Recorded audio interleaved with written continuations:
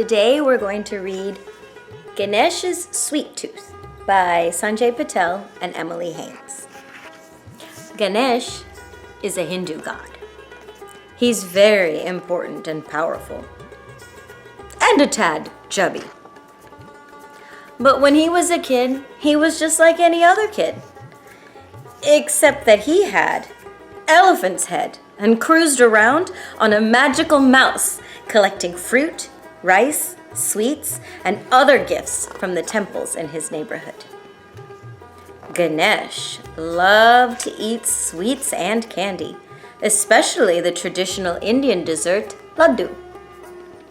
His best friend, Mr. Mouse, could eat only one at a time, which is okay by Ganesh. He didn't want to share all his laddus. Squeak! One day, while Ganesh and Mr. Mouse were out looking for sweets, they discovered a new kind of laddu. The super jumbo jawbreaker laddu! Ganesh snatched up the shiny treat and was about to eat it right there on the spot. Wait! Squeaked Mr. Mouse. Don't eat it! It's a jawbreaker! It'll break your tusk! But I'm a god, said Ganesh. I'm invincible. Ganesh popped the laddu in his mouth.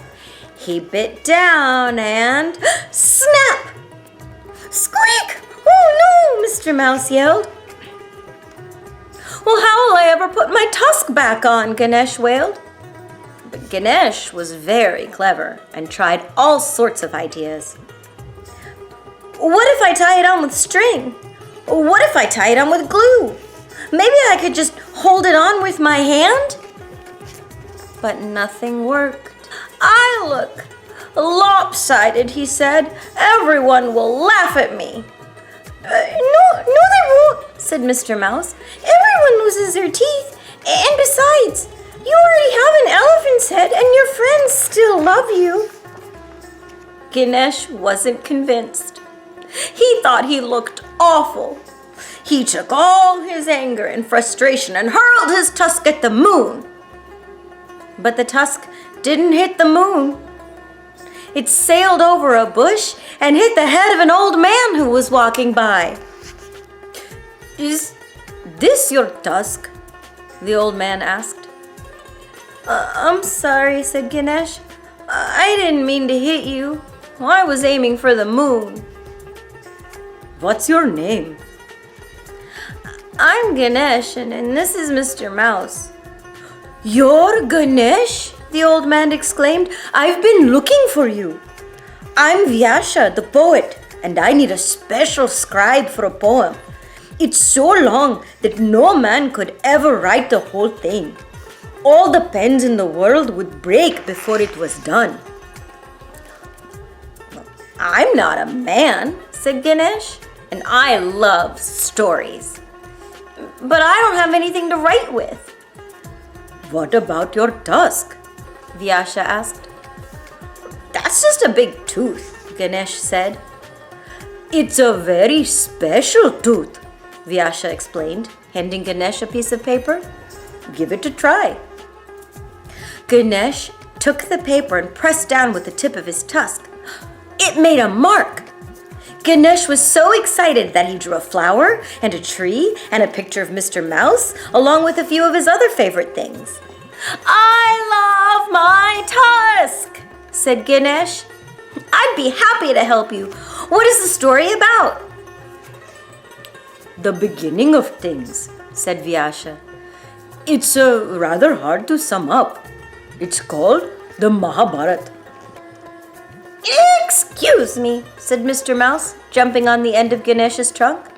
I don't mean to interrupt, but what exactly are the terms of this agreement? It is a very long poem after all. Can you tell the whole story in one go, Vyas? No stopping? As long as Ganesh understands the meaning of everything I say. Oh, can I eat sweets while I write? Asked Ganesh. As long as you don't stop writing, said Vyas. Ganesh and Mr. Mouse agreed. Let's begin. As Vyas spoke, Ganesha put his tusk to the paper and began writing. Soon, he forgot all about the Super Jumbo Jawbreaker Laddu and how funny he looked. He even forgot about the sweets he wanted to eat. Long ago, Vyas said, there lived a very brave king of Hastinapur. One day, when he was out hunting, he happened upon a beautiful woman sitting on the banks of the Ganga river.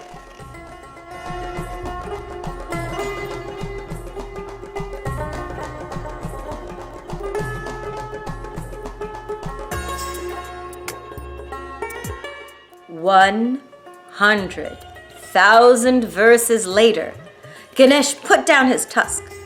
The Mahabharata, the great epic of Hindu literature, was complete. Ganesh peeked around a stack of paper and saw that Mr. Mouse had been eating his way through the laddus as they worked.